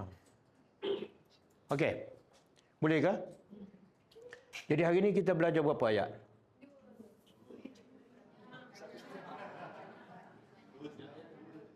Oh. 33, 34. Oh, 35 tak habis kan? Kita habiskan lah.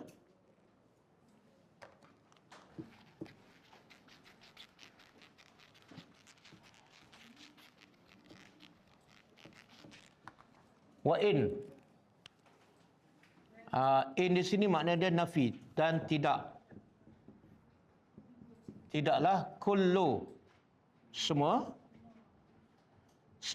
zalika demikian itu. Semua ni apa maksud semua? Semua tu kalau bumbung daripada perak, tangga daripada emas, semua tu Allah kata apa? Tidak lain tidak bukan ialah kecuali mata'.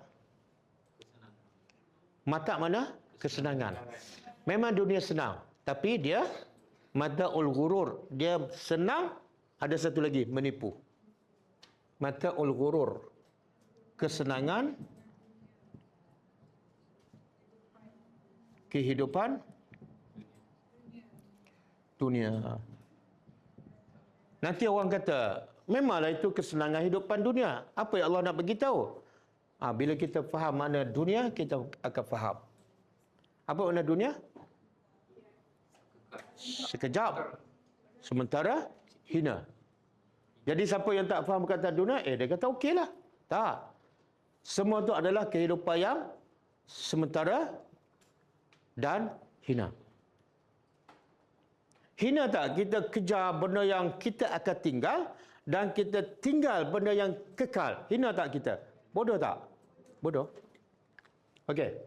Wal akhirah dan inda rabbika. Di sisi pencipta engkau.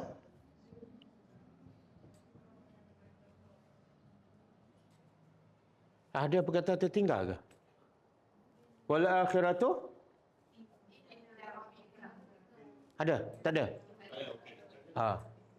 Lil muttaqin, untuk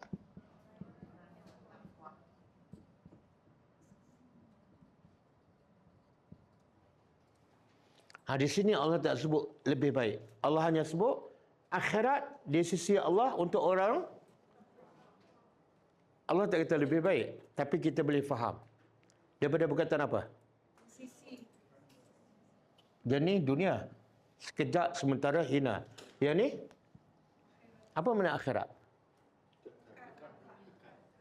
Akhirat. Tak, akhirat. Akhir. Akhirat mana dia? Ialah tidak ada kehidupan lagi lepas tu. Itu kehidupan yang habis. Jadi akhirat tu menunjukkan kekal. Tapi bukan untuk semua orang.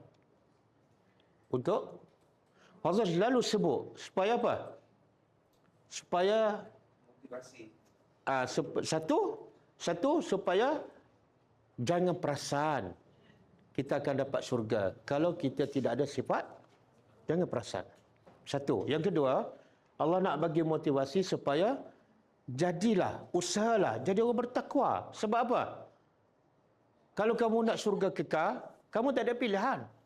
Kamu hanya perlu jadi orang. Kalau kamu nak jadi orang kaya kat dunia, apa kamu buat? Kamu usaha habis-habisan kan? Daripada sekolah, daripada universiti, pagi, petang, siang, malam untuk mendapat dunia. Maka untuk dapat akhirat yang kekal, hanya perlu jadi usahalah juga. Janganlah usaha dunia habis-habisan. Usaha akhirat ala kadar. Okey. Sambil lewa. Jadi ayat ni kita sambung akan datang. Okey ke?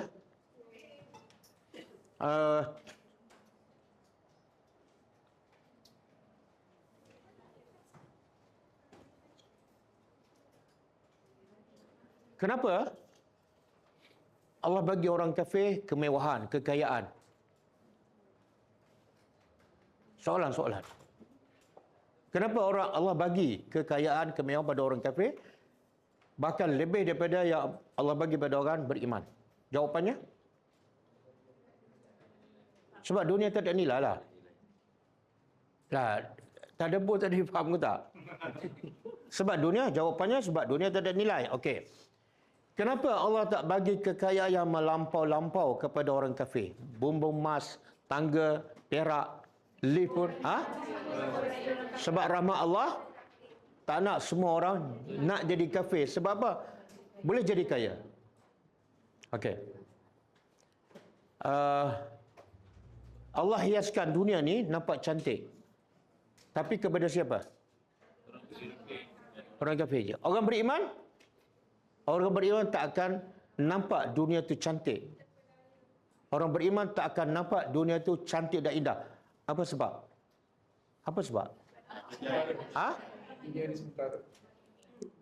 Tak, jawapan tepat. Apa dia? Sebab Allah beriman dalam kepala dia jauh lebih cantik akhirat.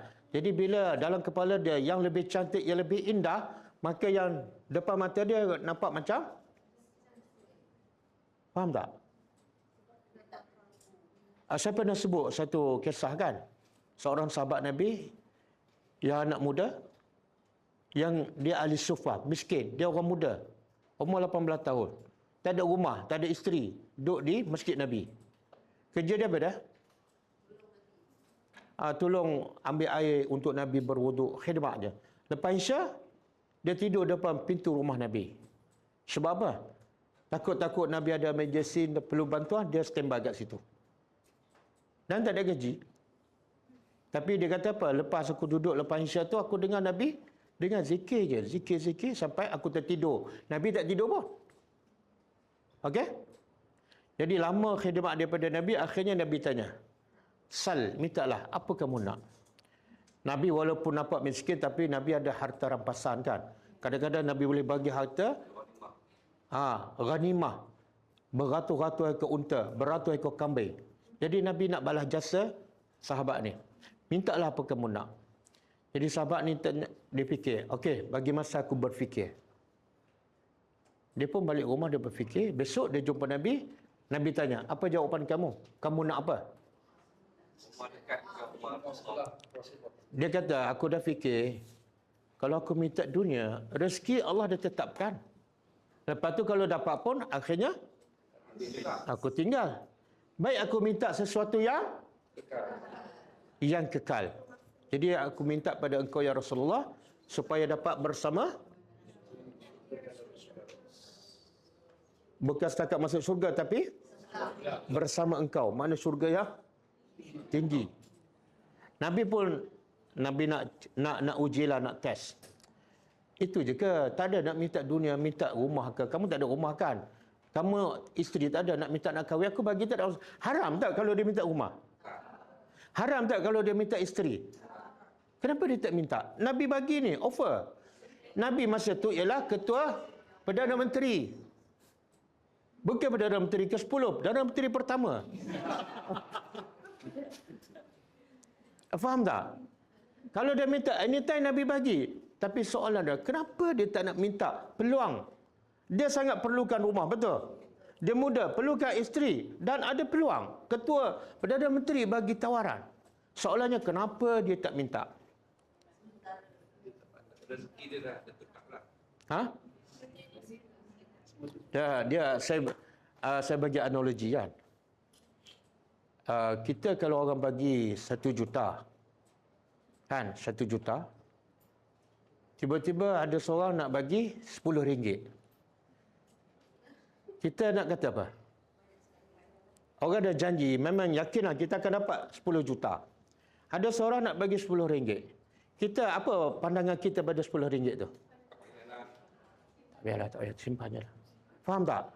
Macam itulah sahabat ni berfikir. Dia tak nampak dah. Sebab yang Nabi janji apa dah? Istana, kekal, bidadari, sungai. Okey. Siapa nama sahabat tu? Sa'ad bin Abi Waqqas, salah. Siapa salah, saya potong markah.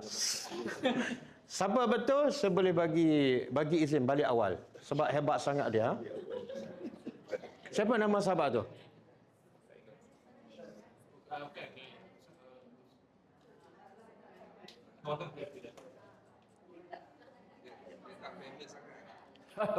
Oh, dia tak famous. Siapa artis yang baru bercerai? Siapa? Saya tak Tapi dia famous. Ada seorang kan? Semua orang tahu. Tapi ini sahabat Nabi ni ahli syurga. Ramai orang Islam tak tahu. Okey. Tak tahu kan? Tak tahu, cari jawapan sendiri minggu depan bagi kat saya. Ha?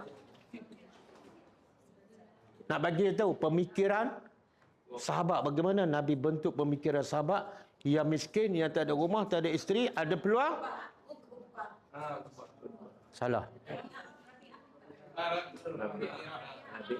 Rabi'ah bin Ka'ab.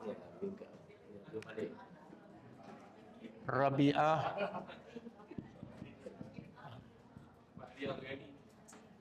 dia lama-lama menembak dia tepat jugalah. Rabi'ah bin Ka'ab al-Aslami. Ingat sahabat ni. Rabi'ah bin Ka'ab al-Aslami. Hebat Nabi didik para sahabat. Sebab tu Islam kuat. Mereka hidup untuk Islam. Islam jadi kuatlah. Okey, baca hadis. Ke masa dah habis. Baca satu hadis je. Pembaca dah datang lagi ni? Datang? Oh, datang.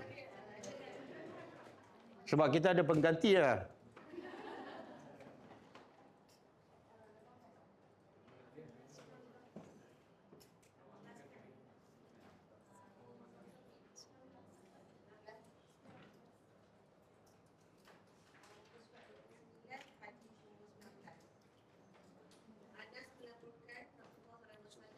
Sallallahu alaihi wasallam. Sekiranya Allah mampu memberi kebaikan kepada hamba-Nya, Allah akan mempercepatkan siksa dan penderitaan seseorang itu masih di dunia. Namun sekiranya Allah mampu memberi keburukan, Allah akan membiarkan raja dunia melakukan dosa pada hari kiamat nanti, baru orang itu diazab dan disiksa. Anas seterusnya melakukan dan Muhammad SAW menjelaskan lagi, sesungguhnya besarnya pahala yang diterima bergantung kepada besarnya ujian yang diterima dengan demikian. Sesungguhnya apabila Allah mencintai sekumpulan manusia, maka Allah akan memuji mereka. Oleh itu, sesiapa yang redha dengan dugaan itu, dia pasti mendapat keredaan Allah. Sesiapa yang bersungguh-sungguh pula akan mendapat kemurkaan Allah. Direkodkan oleh Tirmizi. Okey. Ada dua hadis. Satu hadis Nabi bersabda, bila Allah sayang pada seseorang, Allah bagi hujan. Supaya apa? Supaya dengan hujan tu dosanya terampun, dan bila dia mati, dia jumpa Allah bersih. Zero. Tengok Allah sayang. Kenapa? Kalau dia dosa tak diampun, mungkin dia kena azab kan? Antara azab akhirat dan musibah yang dia tangguh kat dunia, mana lebih lagi dahsyat? Ha? Jadi Allah tak nak dia diazab di akhirat. Sebab azab dahsyat tak boleh dibayangkan. Maka Allah bagi azab kat dunia. Azab dunia ni sakit macam mana pun sebenar, terlalu kecil bila dibanding dengan azab akhirat. Faham? Jadi ini berita gembira untuk siapa? Orang beriman. Bila Allah bagi kita sakit ke apa saja musibah, percayalah Allah sayang pada kita, dan Allah nak kita menghadap dia dalam keadaan kosong dosa. Cuba bayangkan kita menghadap Allah dengan keadaan banyak dosa. Cuba bayangkan. Macam mana perasaan? Kan? Dari positif. Siapa yang ditimpa musibah, positif. Dan sebaliknya apa? Bila Allah tak suka pada seseorang, Allah tak bagi musibah. Allah tak bagi sakit. Allah bagi senang je. Supaya istidraj. Supaya apa? Supaya dia dapat azab yang lagi dahsyat di akhirat. Kamu tak suka pada aku, kamu kufur pada aku, kamu nak nikmat, silakan, silakan. Jadi siapa yang dapat nikmat dalam keadaan dia buat dosa, jangan seronok. Itu amaran. Okey. Dan hadis yang kedua, Nabi kata, sesungguhnya izamal jaza, ganjaran yang besar adalah min izamil bala, daripada ujian yang besar. Tengok Nabi beritahu ganjaran pahala yang besar datang daripada ujian yang besar. Kita kalau tanya nak pahala kecil ke pahala besar? Maka Nabi beritahu kalau kamu nak pahala besar, ujian pun besar. Jangan nak angan-angan besar tapi tak nak tanggung, susah. Boleh faham? Berbeza dengan kita. Kita nak gaji besar. Bila gaji besar, kadang-kadang kerja paling ringan. Antara bos dengan orang paling bawah. Siapa kerja berat? Orang bawah lah. Gak berdiri kan. Diri je. Panas. Tapi gaji kecil. Bos? Sign check je. Kat rumah kan. Gaji besar. Kerja ringan. Betul tak? Tapi cara Allah berurusan dengan beriman terbalik. Gaji besar, kerja berat. Bukan macam kat dunia. Kamu nak pahala besar, nak syurga tinggi, ujian besar. Sebab itulah ujian yang paling besar siapa?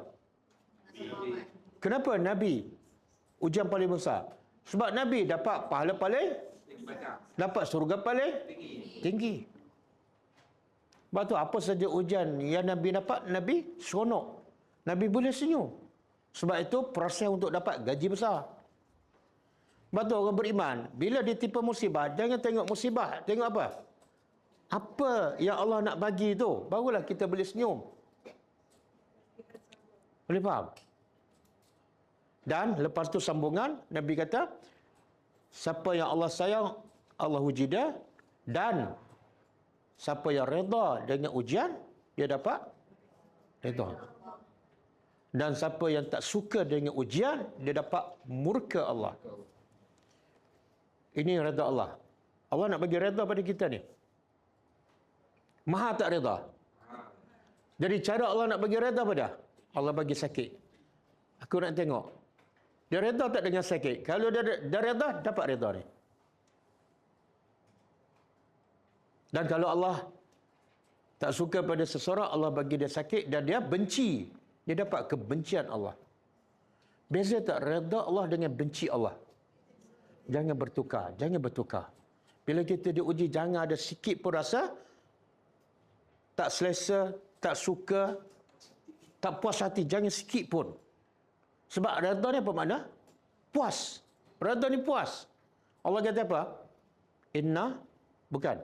Wadduha, wal layli iza saja, ma wadda'aka rabbuka wa ma qala, walal akhiratu, dan pasti akhirat khairul laka, lebih baik bagi engkau minal ula, daripada dunia. Kemudian wala sawfa yu'tika rabbuka fatarda. Allah Tuhan engkau akan bagi pada engkau sehingga engkau puas. Apa dia? Dapat syurga paling tinggi. Ada lagi yang lebih puas daripada itu? Sebab tu Nabi bila diuji macam mana, Nabi boleh senyum. Sebab cara Nabi berfikir beda. Ujian je Nabi nampak akhirat. Ujian je Nabi nampak ganjaran pahala. Jadi benda tu motivasi kepada orang beriman. Cerita balasan Allah motivasi bagi orang yang beriman.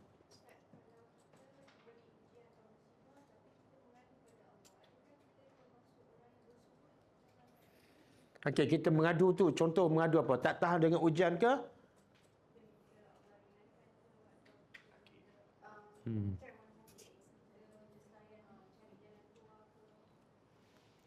Dia sebenarnya orang beriman bila diuji, kalau dia cara dia berfikir yang menentukan benda tu sakit ataupun tak bukan penyakit, tapi yang menentukan benda tu sakit ataupun tak cara dia berfikir. Kalau dia berfikir Allah bagi hujan teruk macam mana kan? Dia berfikir apa dia? Sekarang dengan sakit ni, dosa aku terpadam, Allah tinggikan darjah, dan aku dapat satu lagi pahala. Pahala apa? Sahabat pahala yang tidak ada limit. Bukan 1,000, bukan 10,000, tidak ada had. Dia akan senyum. Tak ada istilah saya tak tahan dengan hujan. Tak ada. Sebab apa? Saya bagi analogi. Saya nak bagi 10 juta kan kepada Amali kan. 10 juta. Tapi saya kata syaratnya saya nak bagi penampar. Kalau Amali fikir sakit penampar, dia akan rasa sakit. Tapi kalau Amali fikir 10 juta, sakit tu boleh jadi satu nikmat. Faham tak? Lepas tu, kalau saya tampar lagi kuat, saya akan bagi 100 juta. Lagi rasa? Sebab dia sedang berfikir tentang apa? Cara berfikir tu. Sebab tu saya pernah sebut, ini banyak disebut dalam buku-buku hadis. Wanita-wanita yang suka beribadat pada Allah. Bila tangan dia luka, berdarah kan? Muka dia senyum. Pelik kan? Tangan berdarah, muka senyum. Orang tanya, kenapa kamu luka berdarah tapi muka kamu boleh senyum? Sebab sekarang aku sedang memikirkan pahala aku sabar, pahala aku redha ya Allah. Seronoknya. 100,000 naik syurga, tak rasa sakit dia. Faham tak? Dan kita pernah dengar, ini kisah benar, ada sahabat yang dipanah ketika dia tengah solat. Pernah dengar tak? Bahkan ada sahabat yang bila kaki dia kena potong, dia kata, jangan potong kecuali ketika saya tengah solat. Makna apa tu? Dah khusyuk sangat, dia tak rasa sakit. Khusyuk, bayangkan pahala akhirat, menghilang rasa sakit. Betul. Okey. Cukup ah? Kalau sakit, kita makan painkiller. Dia painkiller yang paling berkesan ialah Al-Quran. Al-Quran. Syifa'un wa rahmatun.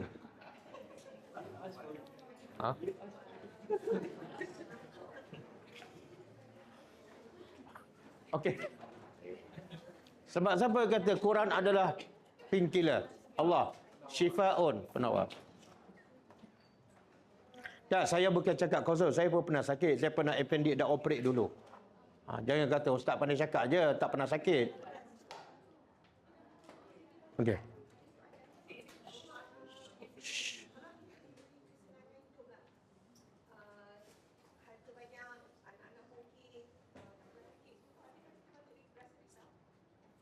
Okey.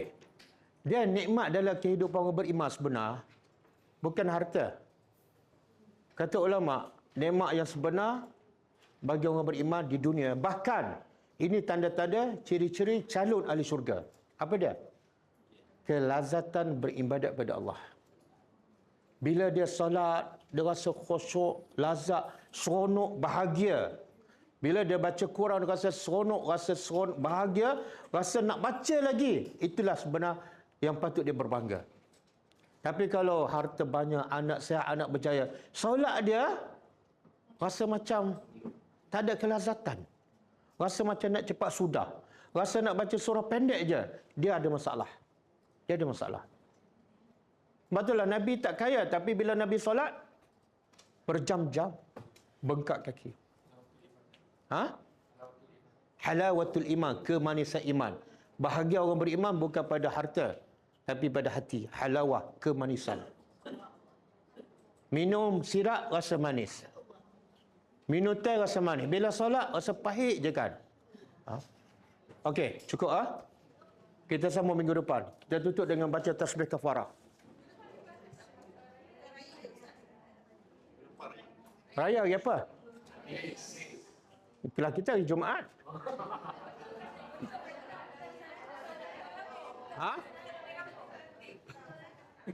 Oh, semua nak balik kampung?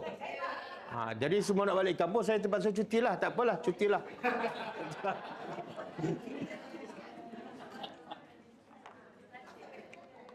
Okey, kita tutup dengan baca tasbih kafarah. Subhanakallahumma wa bihamdika asyhadu an la ilaha illa anta astaghfiruka wa atubu ilaik. Assalamualaikum warahmatullahi wabarakatuh. كتاب الله ترق جنانه وتنى العظيم